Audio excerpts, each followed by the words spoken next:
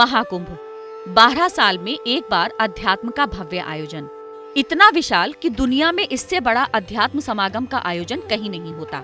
तभी तो दिसंबर 2017 में यूनेस्को ने भारत में आयोजित होने वाले कुंभ को intangible culture heritage of humanity list में शामिल किया है। पूर्णता, समृद्धि और ज्ञान का प्रतीक है कुंभ। एक पर्व ही नहीं, अनंत काल से चला आ रहा संस्कृति समागम है कुंभ। कुंभ से जुड़ी रोचक कथा आपको सुनाएं, उससे पहले आपको बता दें कि इस साल यानी 2019 में अर्ध कुंभ का जो आयोजन है वो भव्य रूप से हो रहा है संगम नगरी प्रयागराज में।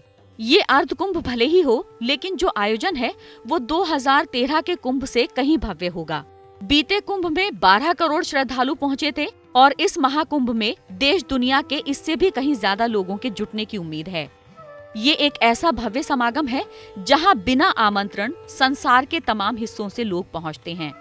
दोस्तों, कुंभ महोत्सव हर 3 साल में इलाहाबाद, नासिक, हरिद्वार और उज्जैन में मनाया जाता है। इस तरह से चारों ही जगहों पर 12-12 साल बाद कुंभ आयोजित होता है। प्रयागराज में संगम पर कुंभ का आयोजन होता है, हरिद्वार में गंगा के तट पर, नासिक में गोदावरी के तट पर और उज्जैन में नर्मदा नदी के किनारे कुंभ का आयोजन होता है। अब क्यों कुंभ के लिए यही 4 तीर्थ चुने गए हैं और 12 वर्ष से इसका क्या संबंध है वो भी सुनिए। कुंभ का अस्तित्व समुद्र मंथन से माना जाता है।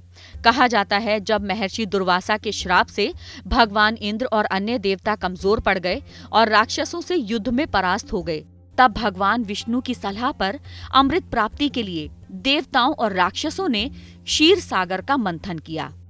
इसी समुद्र मंथन से तमाम मूल्यवान वस्तुएं प्राप्त हुईं, लेकिन जरूरत तो थी अमृत की।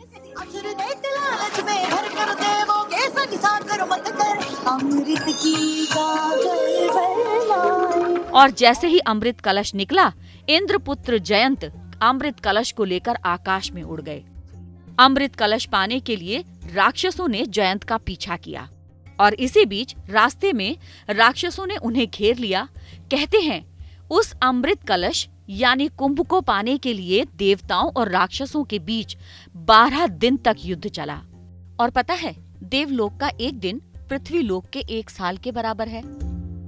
कहते हैं कि इस युद्ध में कलश की खींचतान के दौरान जो अमृत था उसकी 4 बूंदें पृथ्वी पर गिरी और ये 4 बूंदें जिन जगहों पर गिरी उन्हीं 4 जगहों पर कुंभ का आयोजन किया जाता है।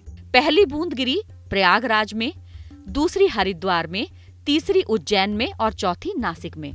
पुराणों में 12 कुंभ स्थलों का जिक्र है, लेकिन मानव जाति सिर्फ 4 कुंभ ही मना सकती है। और इसकी पहली वजह यह है कि 12 कुंभ स्थलों में 4 धरती पर हैं और 8 देवलोक में हैं। बाकी के 8 कुंभ सिर्फ वही मना सकता है जिनमें देवताओं के समान शक्ति और यश हो। इसलिए 8 कुंभ सिर्फ देवलोक में ही मनाए जाते हैं। 4 कुंभ स्थलों में प्रयाग कुंभ सबसे महत्वपूर्ण माना जाता है। अब आप कहेंगे कि 4 कुंभ स्थल हैं तो सबसे ज्यादा मान्यता प्रयागराज की ही क्यों? तो उसकी भी एक खास वजह है।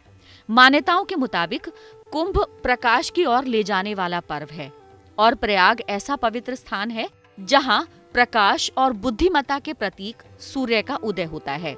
और प्रयाग में जहां कुंभ का आयोजन होता है उस स्थान को ब्रह्मांड का उद्गम और पृथ्वी का केंद्र माना जाता है। और ऐसा कहा जाता है कि ब्रह्मांड की रचना के पहले ब्रह्मा जी ने यहीं पर अश्वमेघ यज्ञ किया था।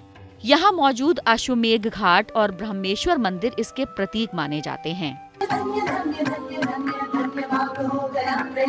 इस साल कुंभ का आरंभ हो रहा है 15 जनवरी मकर संक्रांति के दिन।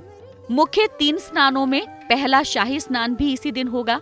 कुंभ की शुरुआत भले ही 14 जनवरी से हो रही हो, लेकिन ग्रह नक्षत्रों की गणना के अनुसार दूसरे और प्रमुख शाही स्नान 4 फरवरी माघ अमावस्या के दिन से कुंभ का आरंभ मान्य होगा, जब सूर्य और चंद्रमा दोनों मकर राशि में होंगे और बृहस्पति वृश्चिक में।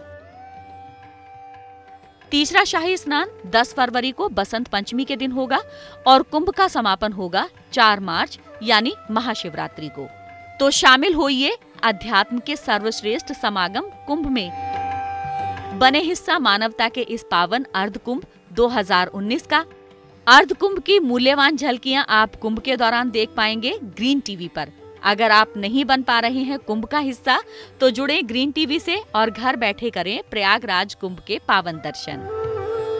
देखिए ग्रीन टीवी यूट्यूब पर भी, सब्सक्राइब करें और बेल आइकन दबाएं।